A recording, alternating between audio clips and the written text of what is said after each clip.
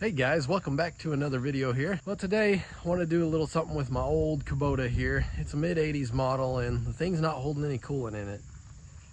So there's several routes you can go with this, and I wanted to share with you guys what is typically the easiest and first step I like to take with something like this, rather than spending a bunch of time trying to diagnose what it could be and replacing a part. This is what I like to use right here. Bars Leak liquid aluminum.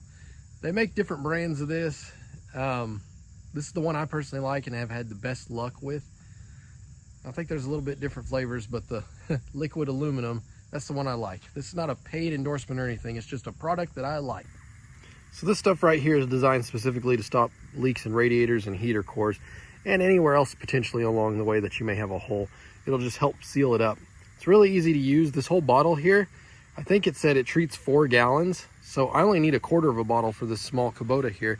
But this poor thing, it's been run bone dry for a little bit and it runs just fine, but it doesn't have any coolant. So that's why I thought today we could add a little bit of this and get it going. I'll show you how to do it. So in the instance of this little Kubota here, we're just gonna pull the hood up, much like you would on your vehicle, find your radiator cap, and only do this whenever it's cold.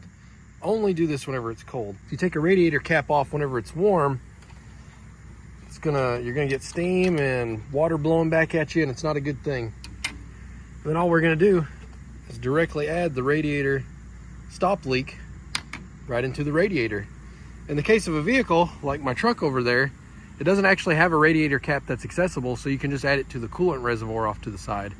And this stuff works with any color of antifreeze, so you don't have to worry about whether you can combine it with something or not. So be it that this cooling system holds right at, a little under a gallon, to be honest. I'm only going to use a quarter of this bottle. As you can see, it's looks a little thick and sludgy, but it's supposed to. Oh yeah, we still got a ways to go with this stuff. Just going to pour it right on in. Oh, in fact, it's probably a little over much, but that's okay. You can see it's just going to settle right on down in there. While that's settling, I'm going to put this stuff up. And then we're going to get our antifreeze to top it off with.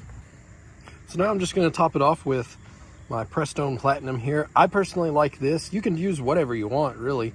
But I like this because it's good for 15 years, or 350K. I mean, 15 years, I don't know if this tractor, well, on these old Kubotas, this tractor probably will be around then. But the less maintenance I can do over time, the better. If you're like me and you like vehicles and different things, eventually you get so many different motors. Gosh, I've got 2 tractors, 3 vehicles, a mower, generators, side by side. You get the idea. It's a lot of maintenance every year. So now I'm just going to fill this the rest of the way up with my coolant.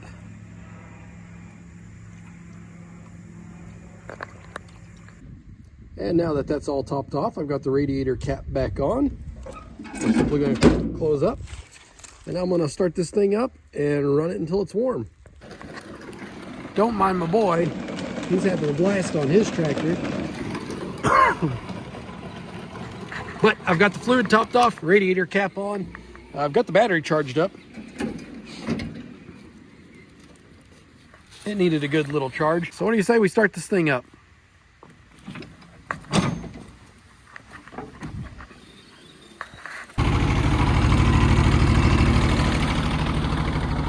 We're gonna let it run for a little bit, okay?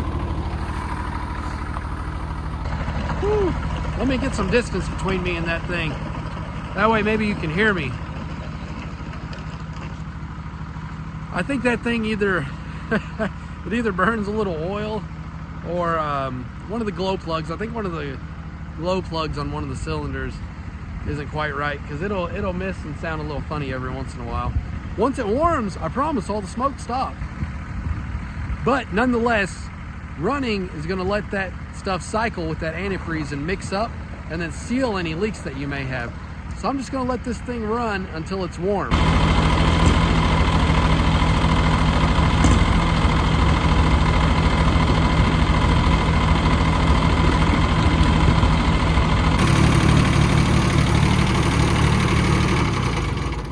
And that's probably long enough. So now, obviously, you don't want to You don't want to take this radiator cap off while your engine's hot on anything. Or even probably touch it like I'm doing here. But nonetheless, let it cool off for a while, and then you can check and see if you've lost any fluid. So it should seal up and do its job if the leak's not very big.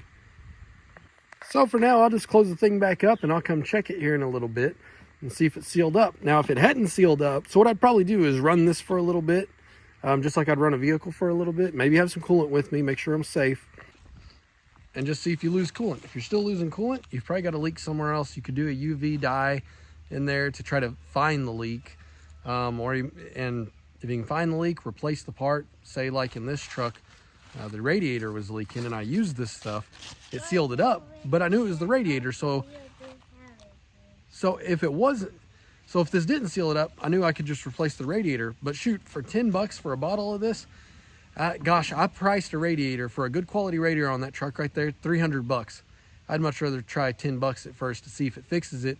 So it saves me the cost of the part as well as labor to swap that out. If I had to take it to a shop to swap that out, gosh, I couldn't imagine what it could be. But it's still gonna take me a little while to swap that thing out. So I highly recommend trying this out. For 10 bucks, like I said, you don't have much to lose. It's compatible with all colors, all different colors of fluids. So it's a pretty safe bet. I just got some people may be asking about this too here in a little bit. This is my NoCo Genius 1. I bought this because whenever I came out to try to start this tractor up, the plugs wouldn't blow. And I thought, well, this thing's going to need to be charged. So I left it on my 1 amp charger here and charged it up. And you can see we're green, so we're getting mostly charged. But that's what that's about. I'll do a video on that another day. That's a really handy tool to have around. All right, guys, did you enjoy the video? If you did, leave a thumbs up to let me know that you liked it. I will leave a link to the particular product I used on Amazon. It is affiliate link, keep that in mind, so it does help out the channel monetarily if you decide to buy from it. So that is appreciated. But even just watching the video is enough appreciation for me, guys. I do appreciate it. All right, if you got any comments, questions, leave them below. Any mechanics out there, give me your input on this stuff. Do you like it? Do you not like it? Why or why not? I'm just a guy with a small shop here where I work on my own equipment from time to time, at least what I can handle in-house. And I find it works good for me, so I figured it might work good for you guys. But if not, argue your point. We'll see. All right, guys, until the next video, take care.